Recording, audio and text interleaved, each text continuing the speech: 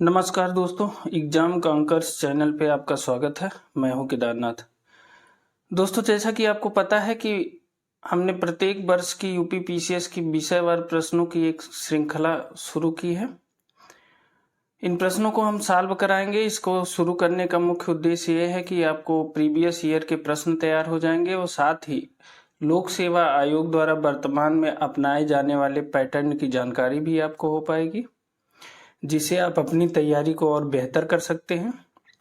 इससे पहले हमने इतिहास के प्रश्नों को सॉल्व कराया था जो पीसीएस 2023 में पूछे गए थे।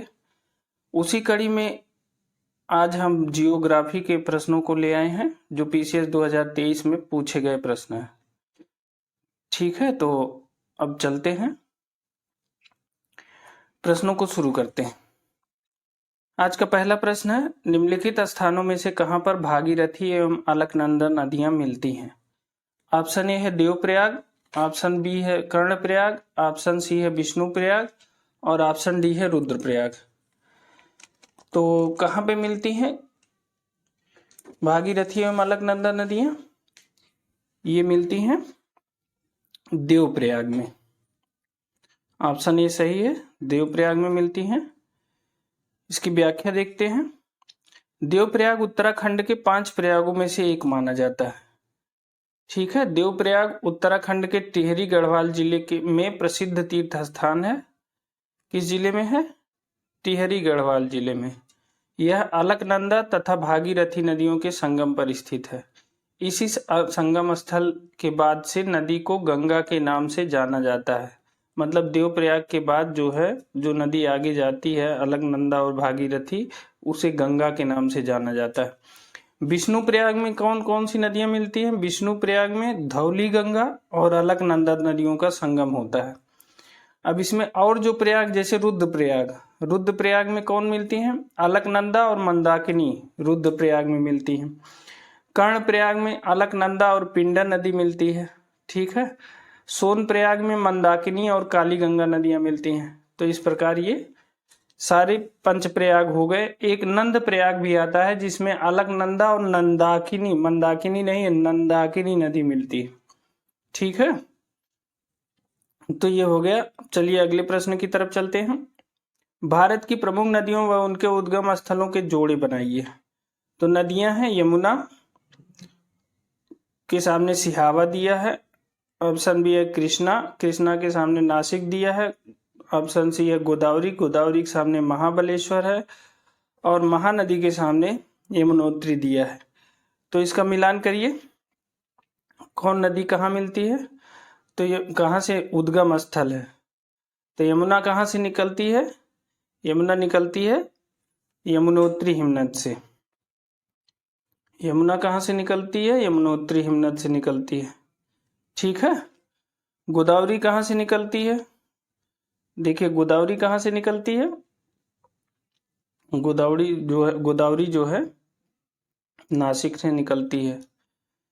ठीक है, और महानदी कहाँ से निकलती है?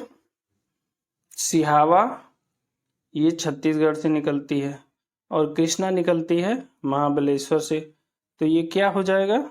4, 3 और 2 और 1, 4, 3, 2, 1, ऑप्शन ए सही है। ठीक है, अब देखिए यमुना कहाँ से निकलती है? यमुनोत्री हिमनद से निकलती है। यमुना की प्रमुख सहायक नदियां क्या हैं? यमुना की सहायक नदियां क्या हैं? चंबल है, सिंध है, बेतवा है और केन है।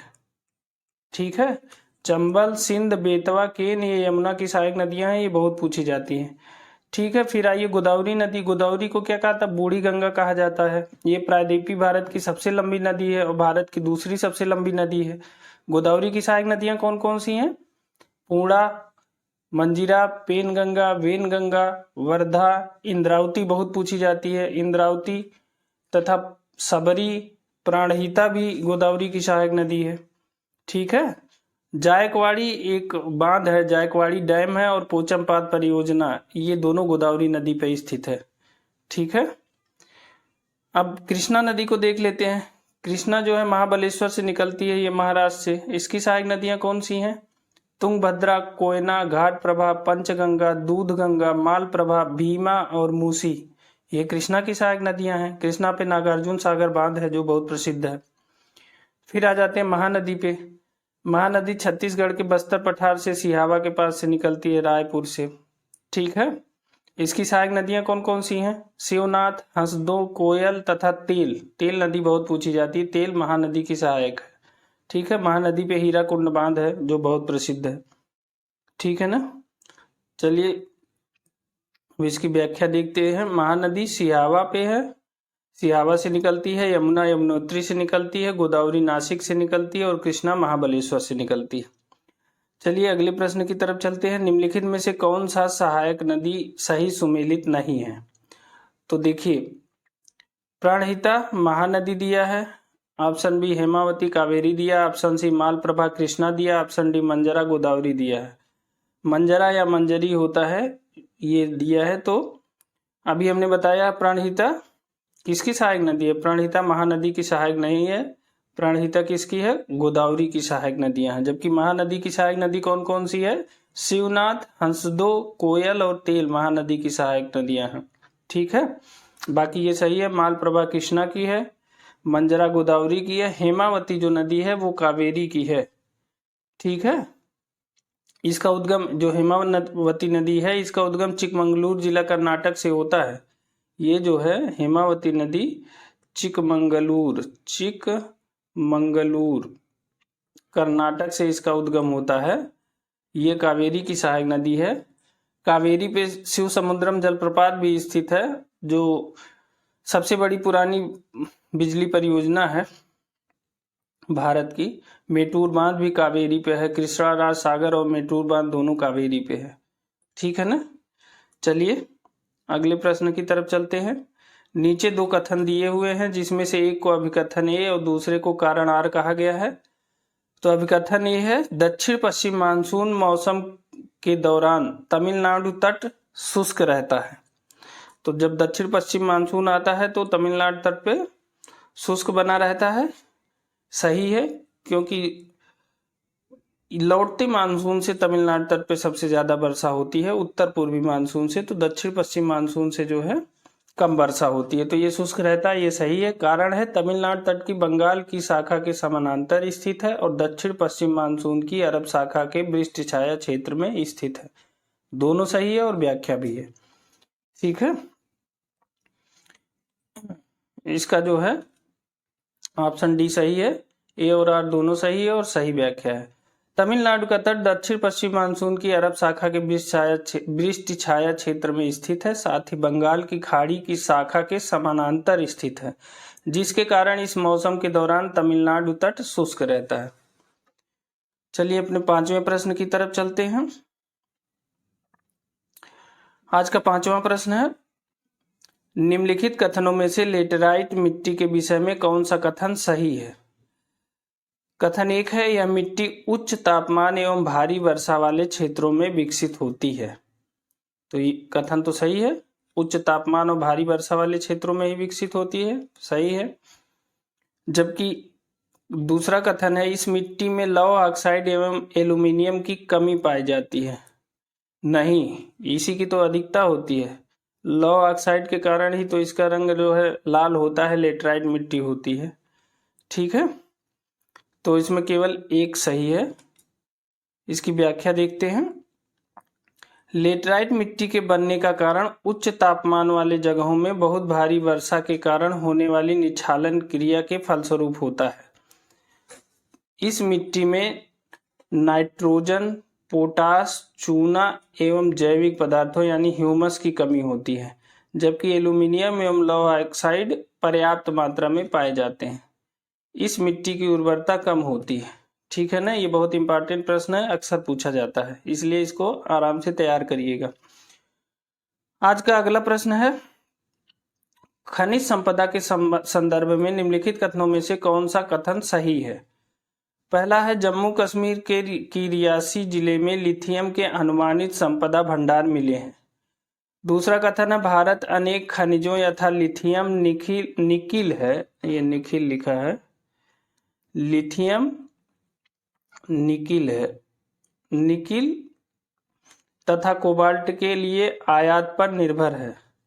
तो अभी हाल ही में जम्मू कश्मीर में लिथियम के अनुमानित भंडार मिले हैं, ये सही है। और दूसरा कथन, भारत अनेक खनिजों यथा लिथियम, निकिल तथा कोबाल्ट के लिए आयात पर निर्भर है, ये दोनों कथन सही हैं, इसलिए ऑप्शन बी सही है। आइए इसकी व्याख्या देखते हैं। भारतीय भूवैज्ञानिक सर्वेक्षण ने फरवरी 2023 में जम्मू कश्मीर के रियासी जिले की सलाल हैमाना क्षेत्र में लिथियम की खोज से संबंधित रिपोर्ट प्रस्तुत की थी। ठीक है, भारत लिथियम, निकेल तथा कोबाल्ट के लिए मुख्यतः आयात पर निर्भर है। ये इंडियन मिनरल ईयरबुक 2021 के अनुसार ये डाटा दिया गया है। आइए 7वें प्रश्न की तरफ चलते हैं। शिवना समुद्र एवं कल्पक्कम क्रमशः किसके लिए महत्वपूर्ण है? तो शिवना समुद्र अभी बताए कि सुसमुद्रम जो है जलप्रपात है, यहाँ बिजली की जल विद्युत की सबसे पुरानी परियोजना स्थित है, 1902 में ही स्थापित हो गई थी। तो जल शक्ति एवं नाभिकीय ऊर्जा, कल्पक्कम में जो है नाभिकीय ऊर्जा के रिएक्टर लगाए गए हैं। तो ऑप्शन ए सही है। इसकी व्याख्या देखते हैं। तमिलनाडु में स्थित कल्पक्कम नाभिकीय ऊर्जा संयंत्र हेतु जाना जाता है। कर्नाटक में शिवना समुद्र जल विद्युत संयंत्र की स्थापना 1902 में की गई थी। ठीक है, इसलिए जल शक्ति और नाभिकीय ऊर्जा के लिए ये दोनों प्रसिद्ध है। अगले प्रश्न की तरफ चलते हैं। माउंट न्यूमैन निम्नलिखित में से किस खनिज के लिए प्रसिद्ध है? कौन सा है? ये माउंट न्यूमैन है। तो माउंट न्यूमैन किसके लिए प्रसिद्ध है? यह लौह अयस्क के लिए प्रसिद्ध है। माउंट न्यूमैन कहाँ पाया जाता है? ये पश्चिमी ऑस्ट्रेलिया के पिलबरा क्षेत्र में स्थित है माउंट न्यूमैन, जिसे अब न्यूमैन टाउन के नाम से जाना जाता है। यह जो है लौह अयस्क के खनन के लिए प्रसिद्ध है माउंट न्यूमैन। आज का नवा प्रश्न है, निम्नलिखित में से कौन सही सुमेलित नहीं है? बंदरगाह दिया और देश दिया है। ऑप्शन ए है रॉटरडैम नीदरलैंड दिया है, ऑप्शन बी है इगारका चीन दिया है, ऑप्शन सी मोंटेविडियो उरुग्वे दिया है और ऑप्शन डी है जकार्ता इंडोनेशिया दिया है। तो जो है इसमें कौन सा सही नहीं है? तो रॉटरडैम नीदरलैंड सही है, जकार्ता इंडोनेशिया भी सही है, रॉटरडैम नीदरलैंड सही है, जकार्ता इंडोनेशिया भी सही है, मोंटेविडियो उरुग्वे भी सही। इगारका चीन नहीं है। इगारका कहाँ है? इगारका रूस में स्थित है। रूस का एक शहर है इगारका, रूस में स्थित है। ठीक है, यह चीन में नहीं है। कहाँ है? रूस में है इगारका बंदरगाह। चलिए 10वें प्रश्न की तरफ चलते हैं। फिलीपींस में नारियल एवं गन्ने की कृषि के विकास का श्रेय किसको दिया जाता है? ऑप्शन ए है फ्रांस वासियों को, ऑप्शन बी हॉलैंड वासियों को, ऑप्शन सी ब्रिटेन वासियों को, ऑप्शन डी है स्पेन एवं अमेरिकी वासियों को। तो इसका ऑप्शन डी सही है, स्पेन एवं अमेरिकी वासियों को दिया जाता है। अमेरिका और स्पेनिश लोगों ने गन्ने और नारियल के बागानों में भारी निवेश किया, अतः इन्हें नारियल एवं गन्ने के विकास का श्रेय दिया जाता है। तो किसको दिया जाता है? अमेरिकी और स्पेनी लोगों को जो है गन्ने और नारियल के बागानों की कृषि का विकास का श्रेय इनको दिया जाता है। ठीक है, अगले प्रश्न की तरफ चलते हैं। हमारा आज का 11वां प्रश्न है, दक्षिणी गोलार्ध में हवा के बाईं ओर विक्षेपित होने का क्या कारण है? ऑप्शन ए है चुंबकीय क्षेत्र, ऑप्शन बी है कोरियालिस बल, ऑप्शन सी है तापमान और ऑप्शन डी है दाब। तो दक्षिणी गोलार्ध में हवा के बाईं ओर विक्षेपित होने का जो कारण है वो क्या है?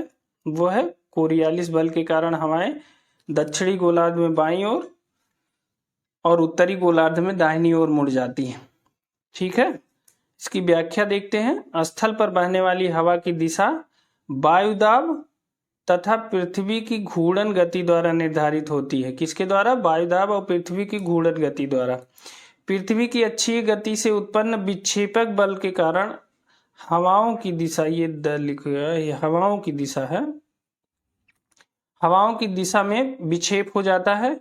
इस बल की खोज किसने किया था? जीजी कोरियालिस ने किया था, इसलिए इसका नाम कोरियालिस बल पड़ा। फेरल के नियमानुसार हवाएं दक्षिणी गोलार्ध में बाईं ओर और उत्तरी गोलार्ध में दाहिनी ओर मुड़ जाती हैं। ठीक है, तो इस बल की खोज किया था जीजी कोरियालिस ने, लेकिन नियम दिया था फेरल ने, जिन्होंने कहा कि जो कोरियालिस बल है इसके अनुसार हवाएं दक्षिणी गोलार्ध में बाईं ओर और उत्तरी गोलार्ध में दाहिनी ओर मुड़ जाती हैं। ठीक है,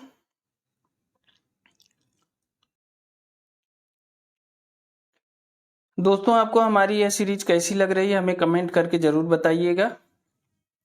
और अगर हाँ आप इस चैनल पे अगर नए हैं तो इस चैनल को सब्सक्राइब अवश्य कर लीजिए, साथ ही बेल आइकन भी जरूर दबा दीजिए ताकि किसी भी अपडेट की जानकारी आपको सबसे पहले मिल सके। चलिए आज के 12वें प्रश्न की तरफ चलते हैं। निम्नलिखित में से कौन सा कथन सत्य है?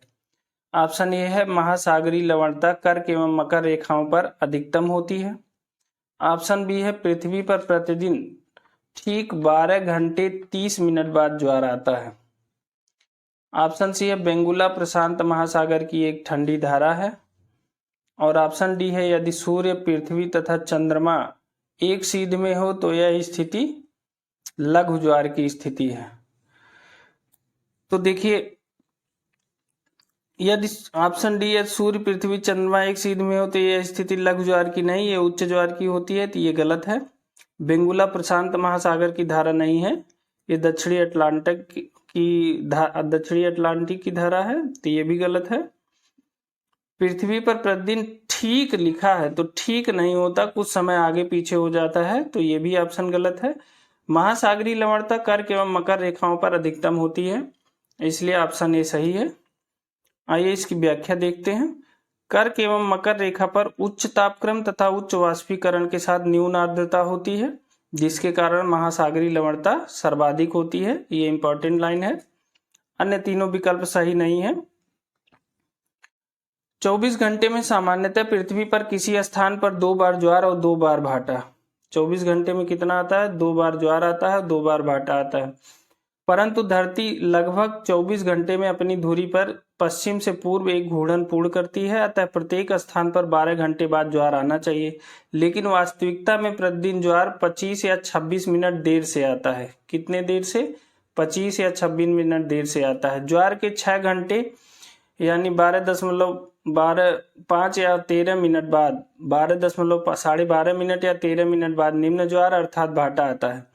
इसका कारण यह है कि चंद्रमा भी अपने अक्ष पर एक चक्कर लगाते हुए पृथ्वी की परिक्रमा पश्चिम से पूर्व करता है। ज्वार केंद्र जब अपना एक चक्कर पूरा करता है तब तक चंद्रमा उससे कुछ आगे निकल गया होता है तथा ज्वार केंद्र को चंद्रमा के ठीक नीचे पहुंचने में 50 या 52 मिनट का अतिरिक्त समय लगता है। इस प्रकार एक ज्वार केंद्र को चंद्रमा के सामने पुनः आने में 24 घंटे 50 मिनट या 52 मिनट लगता है। उसी स्थान पर अपकेंद्री बल के कारण चंद्रमा के विमुख भाग में 12 घंटे 25 मिनट या 26 मिनट बाद ज्वार आता है। ठीक है, दक्षिण अटलांटिक महासागर के पूर्वी भाग में अफ्रीका महाद्वीप के पश्चिमी तट के किनारे बेंगुला धारा बहती है। ठीक है, जो ठंडी धारा है प्रवाहित होती है। अब जब चंद्रमा सूर्य तथा पृथ्वी तीनों सीधी रेखा में होते हैं तो दीर्घ ज्वार आता है, हमने आपको पहले ही बता दिया।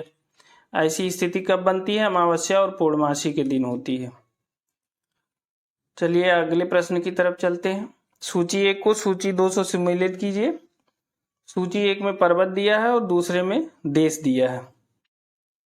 तो किलिमंजारो के सामने मोरक्को दिया है, टुबकल के सामने अल्जीरिया दिया, स्टैनली के सामने तंजानिया दिया और ऑप्शन डी में हागर के सामने युगांडा दिया है। तो चलिए इसका मिलान करते हैं। किलिमंजारो कहाँ पाया जाता है? किलिमंजारो कहाँ स्थित है? ये है तंजानिया में। ठीक है, और स्टैनली कहाँ पाया जाता है? ये है युगांडा में है। ठीक है, और हागर जो है, हागर कहाँ पाया जाता है? हागर अल्जीरिया का है और टुबकल मोरक्को का है। ठीक है, तो 3 1 4 2 3 1 4 2 यानी ये ऑप्शन सही है। इसकी व्याख्या देखते हैं। देखिए, पर्वत है, किलिमंजारो कहाँ पाया जाता है?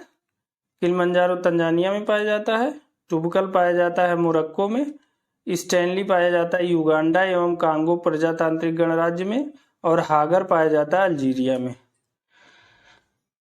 अगले प्रश्न की तरफ चलते हैं। निम्नलिखित में से कौन सा झील और देश सही सुमेलित नहीं है? ऑप्शन ए है मराकाइबो वेनेजुएला दिया है, ऑप्शन बी है ओमेगा कनाडा दिया है, ऑप्शन सी है मिशिगन संयुक्त राज्य अमेरिका दिया है और ऑप्शन डी है बैकाल रूस दिया है। तो इसमें कौन सा सुमेलित नहीं है? इसमें ओमेगा झील सुमेलित नहीं है। ओमेगा कहाँ है? ओमेगा कनाडा में नहीं है। ओमेगा कहाँ है? ओमेगा है रूस में। ठीक है, बाकी मिशिगन संयुक्त राज्य अमेरिका में है और बैकाल जो है रूस में है। सबसे गहरी झील है बैकाल। अब जो है मराकाइबो झील कहाँ है? वेनेजुएला में। मराकाइबो झील को जो है इसको तेल झील के नाम से भी जानते हैं। ये वेनेजुएला की झील है, ये तेल और गैस में बहुत समृद्ध है, तो इसे तेल झील के नाम से भी जाना जाता है। ठीक है, इसकी व्याख्या देखते हैं। ओमेगा झील कनाडा में नहीं है, कहाँ है? रूस में है ओमेगा झील। रूस की अन्य प्रमुख झीलें हैं बैकाल तथा लडोगा झील। मराकाइबो झील वेनेजुएला में स्थित है, एक लैगून झील है जो दक्षिण अमेरिका महाद्वीप की सबसे बड़ी झील है। कौन? मराकाइबो झील दक्षिण अमेरिका महाद्वीप की सबसे बड़ी झील है। मिशिगन संयुक्त राज्य अमेरिका की एक प्रमुख झील है। ठीक है, मिशिगन कहाँ की है? अमेरिका की है, यूएसए की। चलिए 15वें प्रश्न की तरफ चलते हैं। संयुक्त राज्य अमेरिका तथा मैक्सिको के बीच सीमा पर स्थित नदी कौन सी है? तो इसमें देखिए मिसिसिपी दिया है, कोलोराडो दिया है, रियो ग्रांडे और अमेजान। इनमें से कौन सी है जो अमेरिका तथा मैक्सिको के बीच सीमा पर स्थित है? तो देखिए कोलोराडो और जो है रियो ग्रांडे, ये दोनों नदियां जो है संयुक्त राज्य अमेरिका और मैक्सिको की सीमा पर स्थित है। कोलोराडो तथा रियो ग्रांडे, इसलिए बी और सी दोनों ऑप्शन सही होगा। चलिए अगले प्रश्न की तरफ चलते हैं। दोस्तों, अगर आप इन प्रश्नों का पीडीएफ पाना चाहते हैं तो हमारे टेलीग्राम चैनल को आप ज्वाइन कर सकते हैं, जिसका लिंक वीडियो के डिस्क्रिप्शन बॉक्स में दिया गया है। टेलीग्राम चैनल पर आपको इन प्रश्नों की पीडीएफ एज इट इज मिल जाएगी, आप वहां से डाउनलोड कर सकते हैं। और अगर आप इस चैनल पर नए हैं तो इस चैनल को सब्सक्राइब जरूर कर लीजिए, क्योंकि हम यहाँ विषयवार प्रश्नों की श्रृंखला शुरू किए हैं। हर वर्ष लोक सेवा आयोग द्वारा जो परीक्षाएं होती हैं उनमें किस विषय से कितने प्रश्न आते हैं, हम हर विषय के अलग अलग प्रश्नों को सॉल्व कराएंगे आपके समक्ष, और जो जिससे आप ये समझ पाएंगे कि इस समय लोक सेवा आयोग का पैटर्न क्या चल रहा है, वो किस विषय से कितने प्रश्न पूछे जा रहे हैं और प्रश्नों की कठिनाई क्या है या सरलता क्या है। इससे आपकी तैयारी को एक बेहतर दिशा मिलेगी और प्री परीक्षा की सारी समस्याएं जो है समाधान हो जाएगा प्री परीक्षा की समस्याओं का, और आप जो है अच्छे स्कोर के साथ प्री परीक्षा पास करेंगे। ठीक है, चलिए अब अगले 16वें प्रश्न की तरफ चलते हैं। अल नीनो के संदर्भ में निम्नलिखित कथनों में से कौन सा कथन सही है?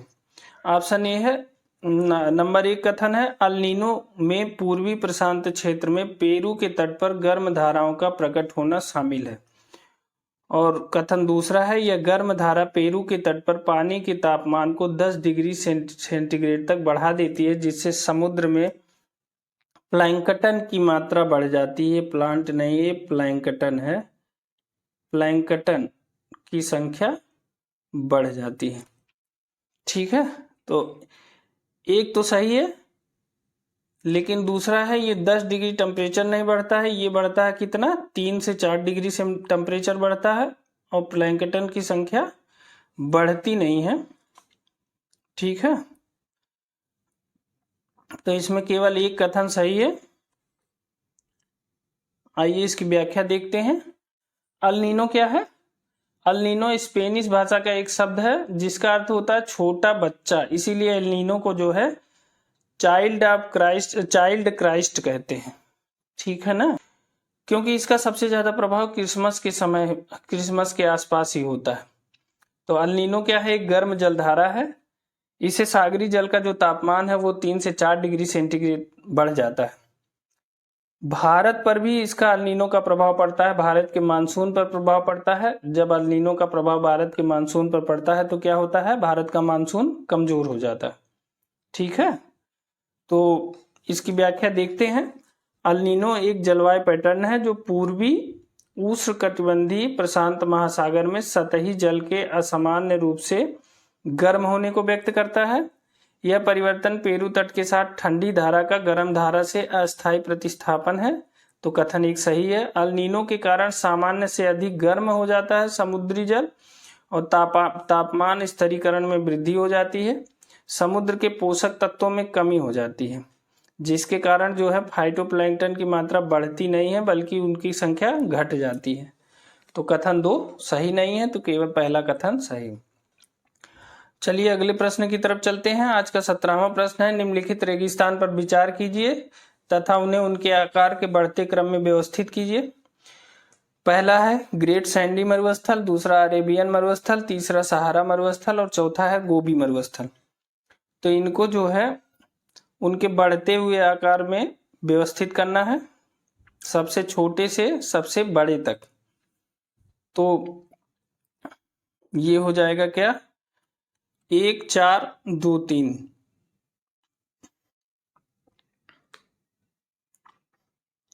सबसे बड़ा है इसमें से ग्रेट सैंडी मरुस्थल है, फिर गोबी मरुस्थल है, फिर जो है अरेबियन मरुस्थल, उसके बाद सहारा मरुस्थल है।